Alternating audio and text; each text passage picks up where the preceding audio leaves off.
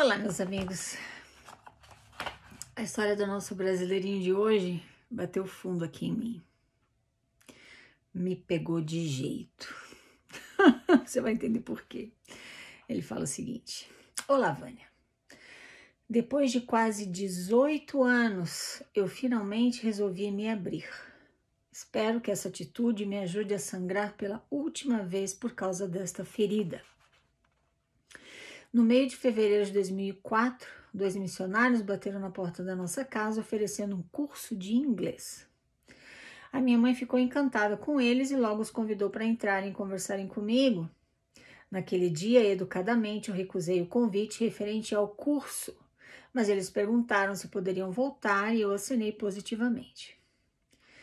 Algumas semanas depois, assisti a uma reunião e em março de 2004 fui batizado, crendo que havia encontrado o meu lugar no mundo e na eternidade. Sempre fui uma pessoa calada na minha, mas muito zeloso com as coisas da igreja. Eu realmente me sentia feliz por fazer parte da única igreja verdadeira. O tempo passou e eu me interessei por uma moça que, assim como eu, aparentemente voava abaixo do radar no que diz respeito às panelinhas. Além de bonita, também tinha muito apreço por tudo aquilo. Na época ela tinha 15 anos e eu 18 recém-completados. E o que nós decidimos foi o seguinte: até que ela completasse 16 anos, o que ocorreria em 6 meses, de terça a sexta eu a buscaria em casa para acompanhá-la até a capela e depois a levaria de volta para casa. Assim nos conheceríamos melhor e tomaríamos uma decisão mais acertada lá na frente. Tratei logo de falar com o bispo para evitar falatórios. E ele ficou muito feliz por mim e por ela. Sei que ele foi sincero.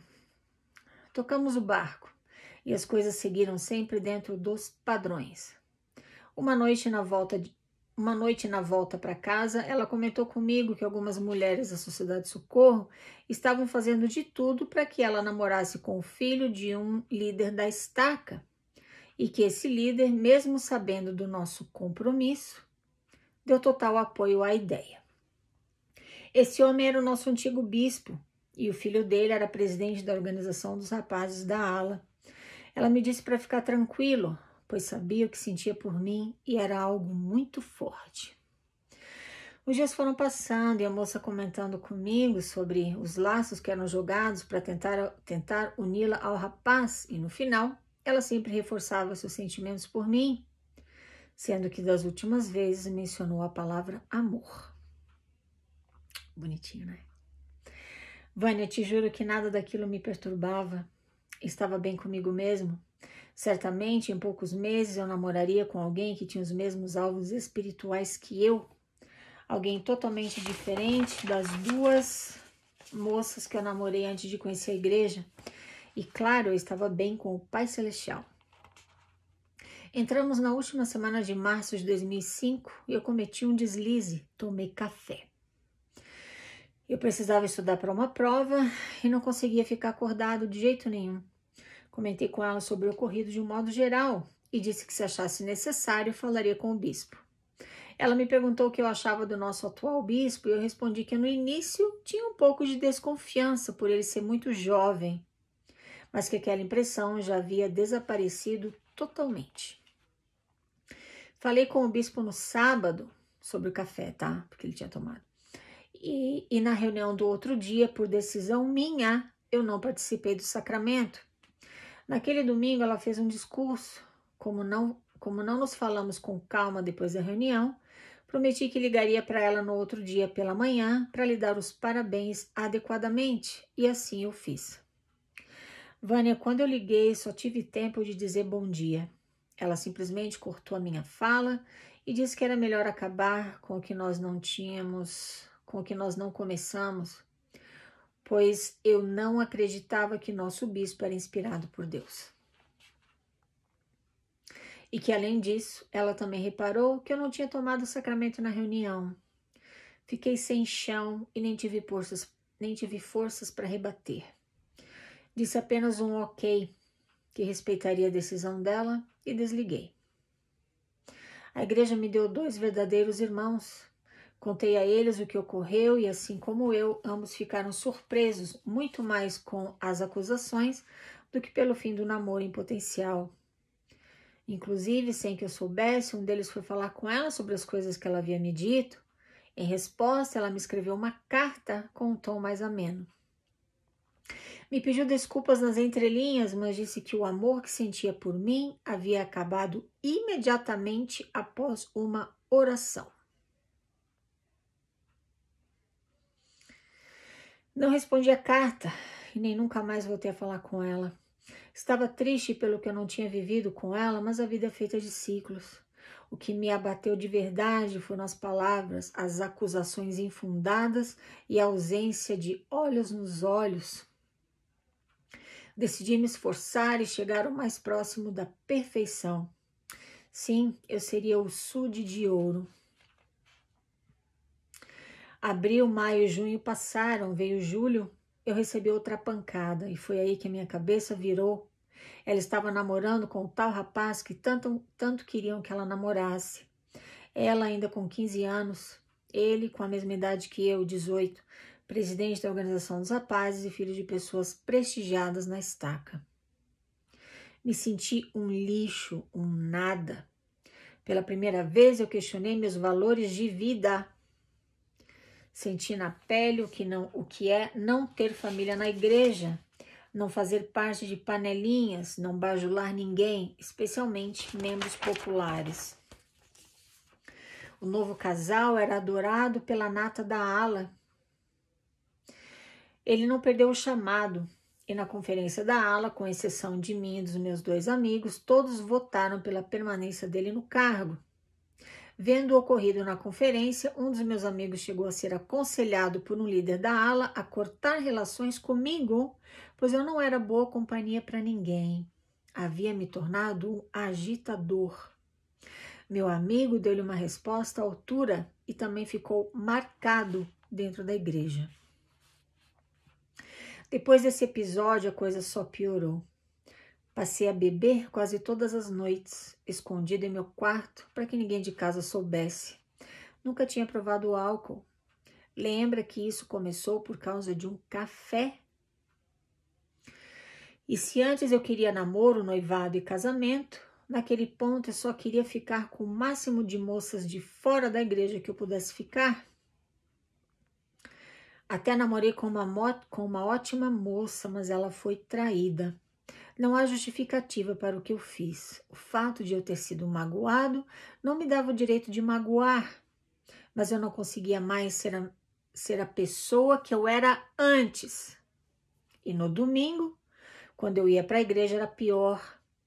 Eu dizia a mim mesmo que aquelas pessoas estavam certas, que eu realmente era um sujo e que Deus havia acertado ao não permitir que eu namorasse com uma moça da igreja.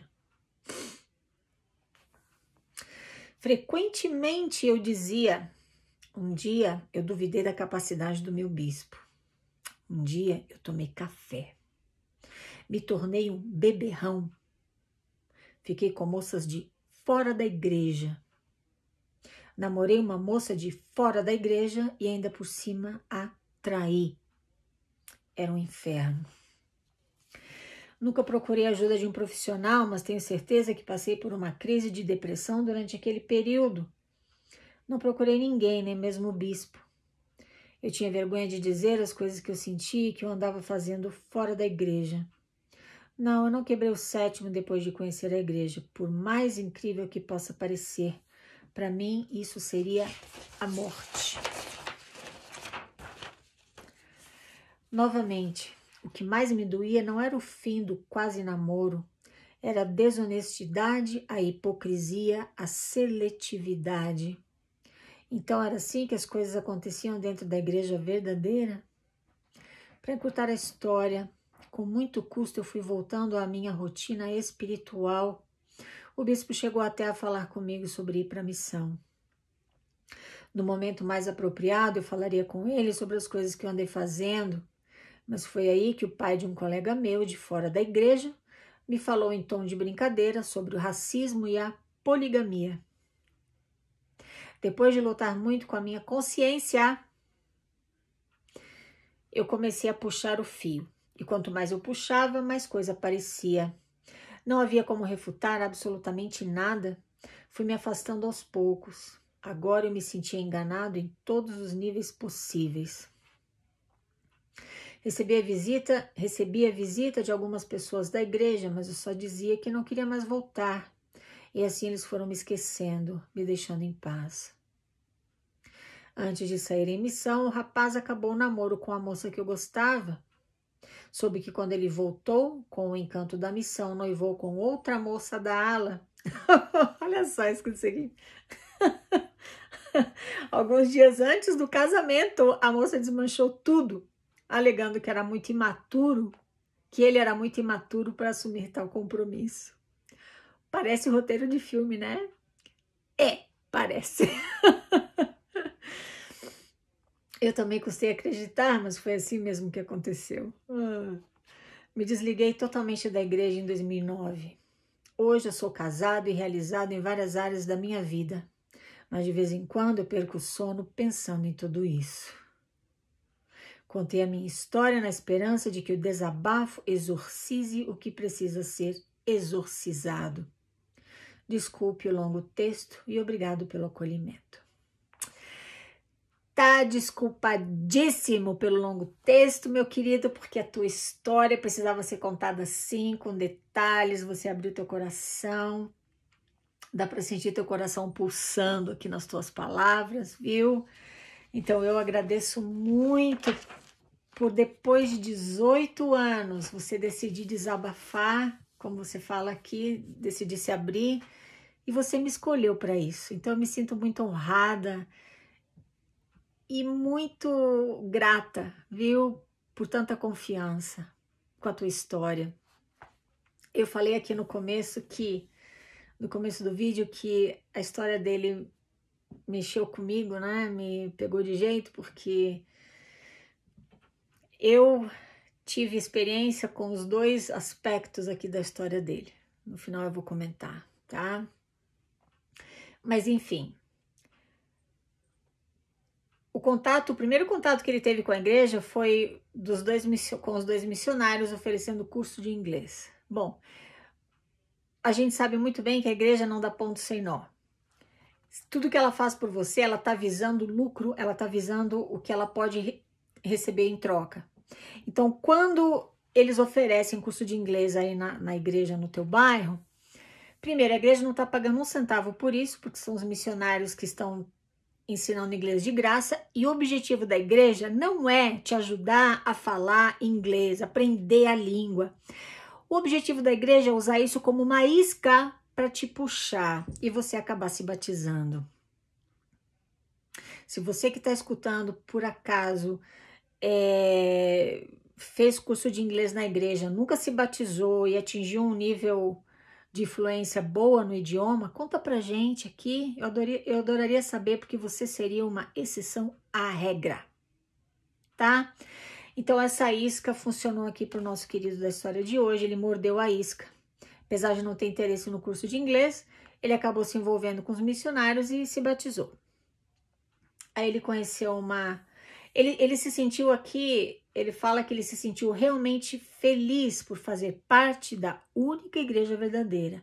Presta atenção a uma coisa, ele tinha só 18 anos de idade. Ele demonstra que uma integridade que nos dias de hoje é rara. Por quê? Ele conheceu uma moça, né, que ele disse que além de bonita, ela tinha o mesmo alvo espiritual que ele, ou seja, ela, assim como ele, ela levava a sério as coisas da igreja, ela queria seguir os padrões da igreja. Ele tinha 18 anos, ela 15. A idade para você namorar dentro da igreja Mormon, para você namorar, né, é 16 anos. Então, o que ele fez? Ele e ela combinaram que eles ficariam assim, teriam meio que um compromisso já, mas não namorariam oficialmente até ela completar 16 anos. Então ele só, né, ele levaria ela e buscaria. Eu achei tão bonitinho, achei tão romântico, né? Em poucos meses eu namoraria com alguém que tinha os mesmos alvos espirituais que eu. E ele foi e falou pro bispo. Explicou tudo para o bispo, porque ele queria evitar falatórios, ele queria ser íntegro. Um dia ele fala que que eu quero dizer? Ele disse que cometeu um deslize, ele tomou café, que vai contra a palavra de sabedoria do Deus Mormon. Palavra de sabedoria essa que foi criada, inventada por Brigham Young. Não foi, não, a parte do café foi, né, como a gente comentou no último vídeo, tá? Mas ele comentou isso com ela. Olha a honestidade dele. Foi falar para ela que tomou café. E que talvez ele fosse conversar com o bispo sobre isso. Quando ele fez esse comentário, ela perguntou o que ele achava do bispo. E ele disse que no começo ele ficou meio assim desconfiado porque o bispo era muito jovem. Ela interpretou, precisa também lembrar que ela era uma menina de 15 anos de idade, ingênua, que também estava se esforçando para viver aqueles padrões absurdos impostos pela igreja. Ela interpretou a resposta dele como se ele... Ela interpretou como se ele não acreditasse que o bispo deles era inspirado por Deus. Essa foi a interpretação dela. Então agora já ficou preocupada. Ele não acredita que o bispo é inspirado por Deus. E isso é um problema se você é membro da igreja.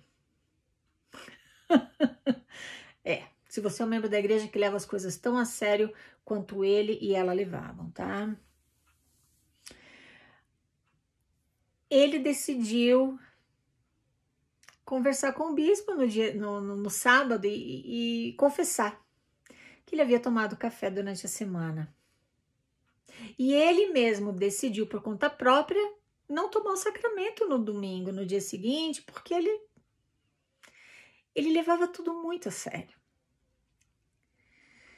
E ela, naquele domingo, ela discursou, então ela viu que ele não tomou o sacramento. E no dia seguinte, quando ele ligou para ela disse que era melhor eles terminarem, que eles nem haviam começado ainda. E ela disse que ele fez acusações descabidas a ele. E depois ela mandou uma cartinha, escreveu uma cartinha para ele dizendo que, olha só isso aqui, o amor que ela sentia por mim havia acabado imediatamente após uma oração. Tá.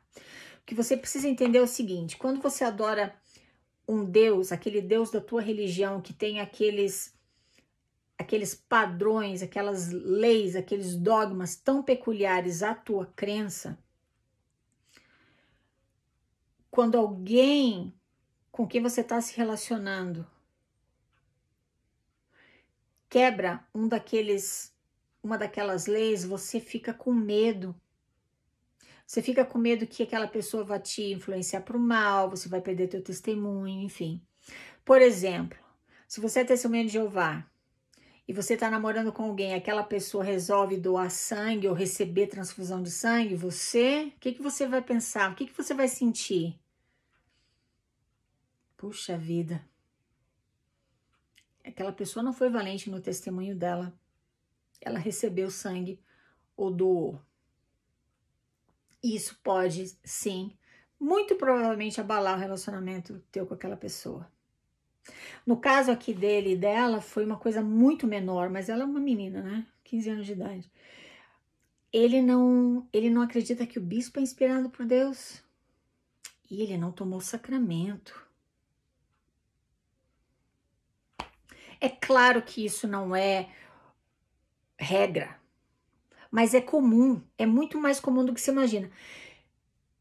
Eu passei por isso, quando eu namorava, né, durante a minha trajetória na igreja, eu terminei, pelo menos 2 namoros que eu me lembro, porque o namoradinho não estava seguindo os padrões da igreja como ele deveria seguir. Por exemplo, eu terminei com um rapaz porque ele me contou que havia feito algo no passado e nunca confessou para o bispo. Aquilo para mim foi motivo suficiente para terminar com ele. Eu era como ela. Por isso que eu entendo ela. E querido, eu vou te falar uma coisa. A atitude dela, a decisão dela não teve nada a ver contigo, teve a ver com ela mesma, com os medos dela. Porque ela queria ela queria um SUD de ouro, como você fala aqui, que você decidiu se tornar, né? Um SUD de ouro, viu? Ela queria alguém que cumprisse à risca todos aqueles padrões que a igreja impõe. Decidi me esforçar e chegar o mais próximo da perfeição. Mal sabia ele que ele já estava num nível muito acima de perfeição que um rapaz de 18 anos pode atingir. Por que eu digo isso para você? 18 anos, hormônios sexuais à flor da pele, ele decidiu nem namorar com ela enquanto ela não completasse 16 anos, porque ele não queria quebrar uma regra da igreja, um padrão. Tão íntegro que ele tomou o café e ele contou para ela e ainda foi confessar para o bispo. Se ele não tivesse, ele poderia nunca ter comentado nada com ninguém, ninguém nunca ia saber, porque a família dele não era da igreja. Mas é a honestidade dele, desse rapaz, esse menino de 18 anos de idade. E o respeito dele pela decisão dela. Ele não foi lá tomar satisfações. Ele diz que ele fala que o que me abateu de verdade foram as palavras, as acusações infundadas e a ausência de olhos nos olhos. Porque ela terminou com ele por telefone. Mas ele não foi tomar satisfações, ele ficou na dele e aceitou e pronto. Ai, querido, claro, você hoje é um homem, mas quando você tinha 18 anos de idade, meu Deus, você já estava muito acima do nível de perfeição, se é que isso existe entre nós seres humanos, né? Mas acontece que como membro da igreja, você nunca é bom o suficiente. Tem sempre algo que você precisa melhorar. Ele já era mais do que de ouro, membro da igreja de ouro, mas ele não sabia. Ele disse que pela primeira vez ele questionou os valores de vida. Por quê? Porque aí quando ela terminou com ele, depois de algumas semanas ou uns 2 meses, ele descobriu que ela estava então namorando com aquele rapaz que era presidente da Organização dos Rapazes da Ala, que era filho de um líder da estaca. O rapaz tinha 18 anos e ela ainda tinha 15. Entende? Ele não começou a namorar com ela porque ele queria respeitar aquele padrão estabelecido pela igreja. O outro rapaz foi lá, começou a namorar com ela e ficou tudo certo. Ninguém se incomodou com isso. Pela primeira vez, questionei meus valores de vida. É quando você se sente assim que você precisa avaliar se você realmente precisa de uma religião na tua vida. Porque olha o que aconteceu com ele aqui. Ele começou então ele foi taxado de um agitador porque ele não apoiou o rapaz como líder da Organização dos Rapazes da Ala, na conferência de Ala, né? Ele não apoiou e ele foi taxado de agitador. E um amigo dele ficou marcado também dentro da igreja porque ele não gostou quando o líder da ala falou para ele que ele deveria se afastar do nosso querido da história de hoje porque ele era uma má influência. Ele estava vivendo muito bem, obrigado. De repente ele conhece a igreja. Aí ele acredita que conheceu a única igreja verdadeira na face da terra. E ele está fazendo tudo o que o Pai Celestial pede dele, se esforçando e sendo íntegro, e sendo honesto. E aí ele leva uma rasteira dessa. Passei a beber quase todas as noites, escondido em meu quarto, para que ninguém de casa soubesse. Eu nunca tinha provado álcool. Religião pode trazer luz para a vida de alguém. Eu não vou questionar isso. Mas religião também pode trazer trevas para a vida de alguém, que foi o caso do nosso amigo aqui. Trouxe escuridão, trouxe autossabotagem, trouxe como é que eu posso dizer? A autoimagem dele foi destruída por conta daqueles padrões absurdos que ele estava tentando seguir, mesmo assim não estava sendo bom o suficiente. A menina termina com ele por aquelas coisas que são bobagens fora da igreja, mas eram coisas muito pequenas, né? E ele também foi taxado de agitador, quer dizer, o fato dele ter sido honesto e conversado com o bispo, e contado que tomou café, o fato dele ter respeitado a menina por não, né, e não começar a namorar com ela porque ela não tinha 16 anos, nada disso importava mais. A partir do momento que ele não apoiou o cara como presidente da Organização dos Rapazes da Ala, ele agora é um agitador. Por isso que eu falo para você, como membro da Igreja Mórmon, você vive literalmente no fio da navalha. Você pode fazer 9 coisas positivas. Quando você fizer uma que vai contra os padrões da igreja, a tua imagem acabou. Você perde o respeito e o status dentro da comunidade. Uma coisa só. As 9 que você fez, a tua vida inteira, tudo que você fez de bom lá, agora ficou manchado. E ele diz que mesmo assim, né, ele continuou indo para a igreja, mas ele se sentia pior quando ele ia. Porque ele começou, olha só, eu dizia a mim mesmo que aquelas pessoas estavam certas e que eu realmente era um sujo. E que Deus havia acertado ao não permitir que eu namorasse com uma moça da igreja. Ele já tinha sofrido um controle mental e uma lavagem cerebral tão fortes que, mesmo como recém-converso, né, ele não tinha muitos anos como membro da igreja, ele já estava fazendo a distinção, ele faz a distinção aqui de moças da igreja e moças fora da igreja. Frequentemente eu dizia, um dia eu duvidei da capacidade do meu bispo, eu tomei café, eu me tornei um beberrão, eu fiquei com moças fora da igreja, como se isso fosse um absurdo, né? Autossabotagem. Agora você começa a se autossabotar porque você acredita que decepcionou aquele Deus. E que foi aquele Deus que não permitiu que você namorasse com uma moça da igreja. Porque afinal de contas, é claro que ela é melhor do que as moças de fora da igreja. Cuidado com isso. Bom, ele disse que... Ah, tá, eu queria fazer um parênteses. Ele disse que começou a beber. Você precisa entender que, pelo que eu vi aqui na história dele, ele estava sentindo uma dor emocional tão forte que ele não sabia como lidar, ele não sabia onde buscar ajuda, porque como a família dele não era da igreja, eles não iam entender o que ele estava sentindo e passando.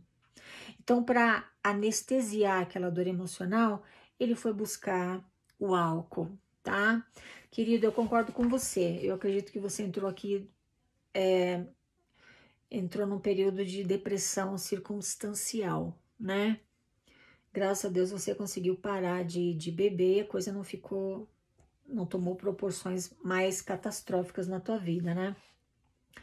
Ele disse que finalmente ele, como é que fala? Ele disse que ele conseguiu retomar, como é que ele diz aqui? Tá. Ele fala aqui, com muito custo eu fui voltando à minha rotina espiritual, a um ponto em que o bispo até chegou a conversar com ele sobre missão. Mas aí, felizmente, uma alma abençoada comentou com ele, então, de brincadeira sobre o racismo na igreja e a poligamia. Aí ele, opa, como assim? Depois de lutar muito com a minha consciência, eu comecei a puxar o fio e quanto mais eu puxava, mais coisa aparecia. Quando ele fala que ele teve que lutar com a própria consciência para pesquisar a respeito do racismo e história da igreja, ele está te afirmando aqui que ele estava sob controle mental da igreja totalmente. Por que você tem que lutar contra a tua consciência para buscar conhecimento?